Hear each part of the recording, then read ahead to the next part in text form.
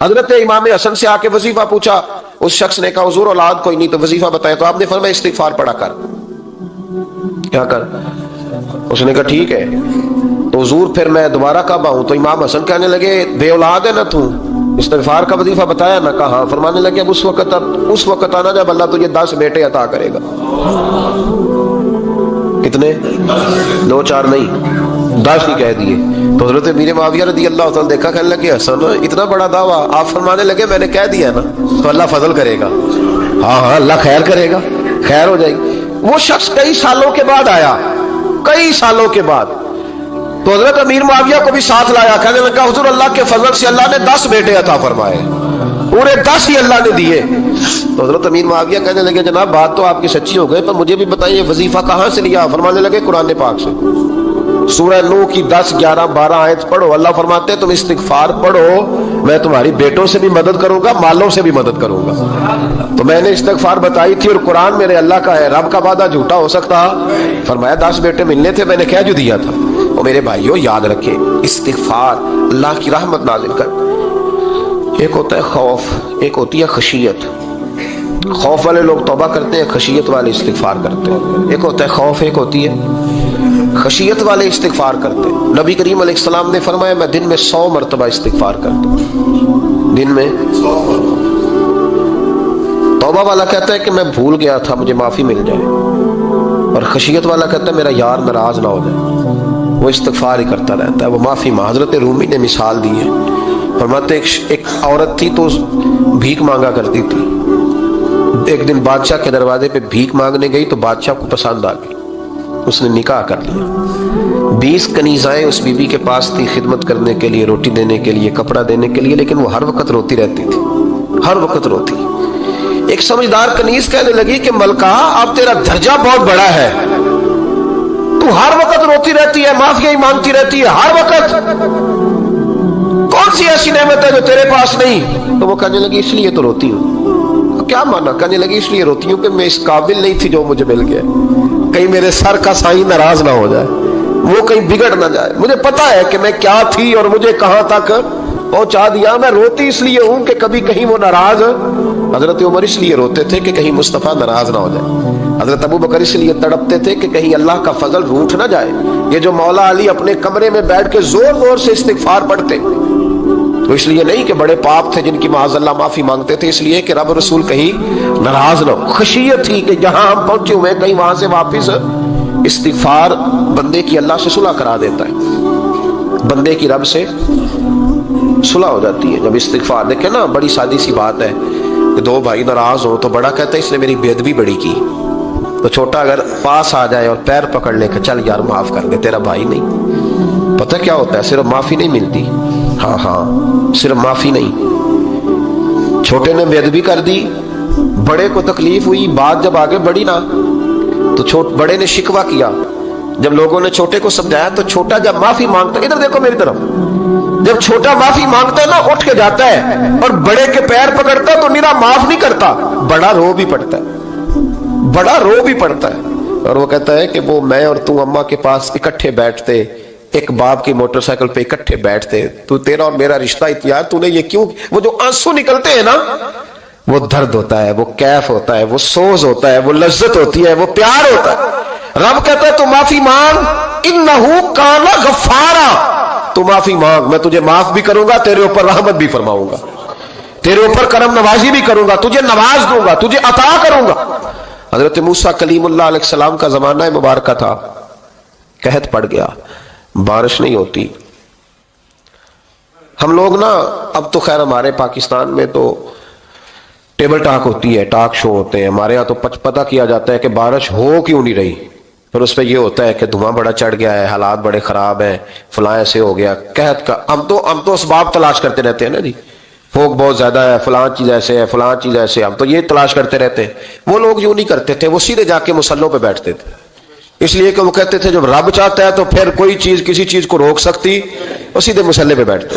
اعلیٰ حضرت فاضل بریلوی رحمۃ اللہ علیہ کے پاس ایک مولانا محمد حسین آئے، وہ فلکیات کے بڑے ماہر تھے، تو اعلیٰ حضرت نے فرمایا ذرا ستاروں کا حساب لگا کے دکھاؤ بارش کب ہوگی؟ کہنے لگا پورا مہینہ تو نہیں ہوگی، تو اعلیٰ حضرت رحمۃ اللہ علیہ فرمانے لگے کہو کہ میرا علم کہتا ہے مہینہ نہیں ہوگی، اللہ چاہے تو ابھی ہو سکتی ہے۔ کہنے لگا جی وہ تو ٹھیک ہے پر میرا علم، وہ جیسے روز لوگوں نے پیر نیٹ ٹو سین شاہ صاحب نہیں کھولے ہوتے کہ بارش کب آئے گی، اور اس کی طرف نہ دیکھ، مصلے پہ بیٹھ، مہربانی کر مصلے پہ بیٹھ، اللہ کی بارگاہ میں حاضر ہو، اس سے معافی مانگ، اسے منا تاکہ وہ رحمت کی بارش۔ کہنے لگا جی میرا علم کہتا ہے۔ تو اعلیٰ حضرت فرمانے لگے پھر وہی بات، تو کہ اللہ چاہے تو بارش ابھی، لیکن یہ جو اڑ گئے ہیں نا بیچارے، یہ اڑ ہی گئے ہیں، یہ جہاں الجھ گئے ہیں وہاں یہ لوگ الجھ گئے، اللہ ہمیں الجھنے سے محفوظ فرمائے۔ تو اعلیٰ حضرت اٹھے تو فرمایا ٹائم کیا ہوا ہے گھڑی پہ؟ کہنے لگا جی 12۔ تو اعلیٰ حضرت نے گھڑی گھمائی، اب کیا بج گیا؟ کہنے لگا 4 بج گئے۔ فرمانے لگے بج گئے نا 4؟ کہنے لگا جی آپ نے گھڑی گھما جو دی ہے۔ فرمانے لگے اللہ بھی جب چاہے تو ستارے گھما دیتا ہے، اللہ بھی ستارے گھما دیتا ہے بارش۔ کہنے لگا جی وہ تو ٹھیک ہے پر مہینہ نہیں ہو سکتی۔ اڑا ہوا بندہ، اس کا کوئی علاج ہے جو اڑ جو جائے، اس کے لیے قرآن کہتا ہے وَإِذَا خَاطَبَهُمُ الْجَاهِلُونَ قَالُوا سَلَامًا، اسے سلوٹ کرو دور سے، اسے کو تو جان اور تیرا۔ کہنے لگا جی ہو نہیں سکتی پورا مہینہ۔ فرمانے لگے یار تو جا اپنا کام کر۔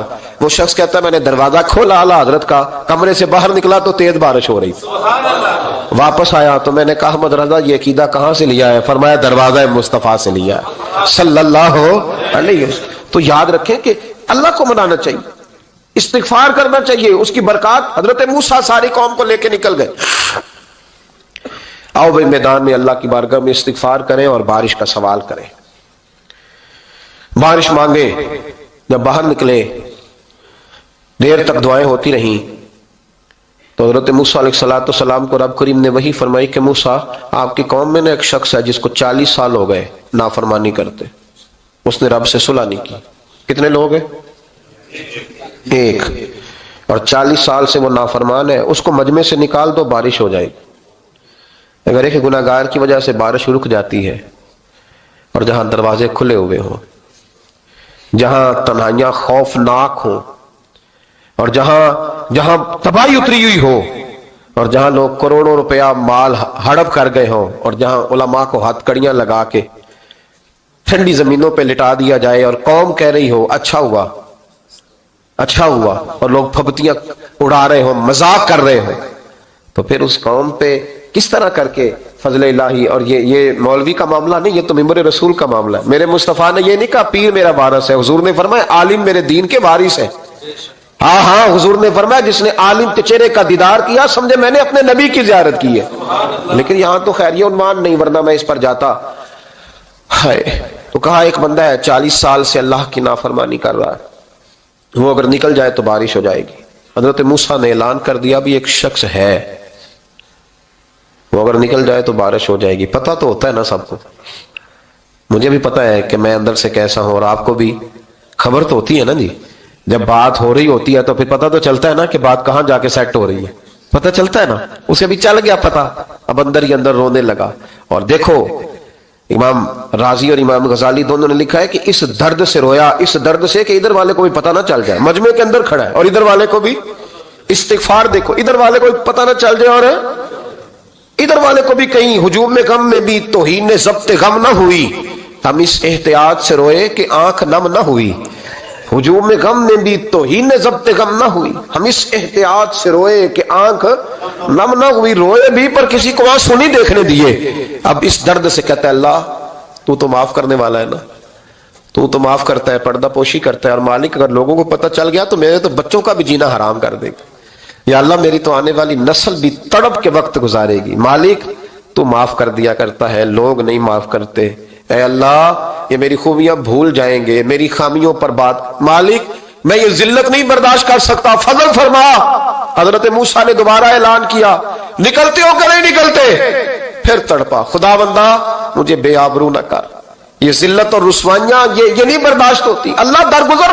حضرت موسیٰ نے تیسرا اعلان کیا نکلتا ہے یا میں پھر اس کا نام لوں، اللہ سے پوچھ کے نام لوں اس کا، بتاؤ کون ہے؟ اب تو تڑپ گیا، کہنے لگا مالک میں تیری بارگاہ میں استغفار کرتا ہوں، آئندہ نہیں کرتا، آئندہ نہیں کرتا۔ یہ لفظ ادا کیے، بندہ کوئی بھی نہیں نکلا، رب کریم نے بارش عطا کر دی۔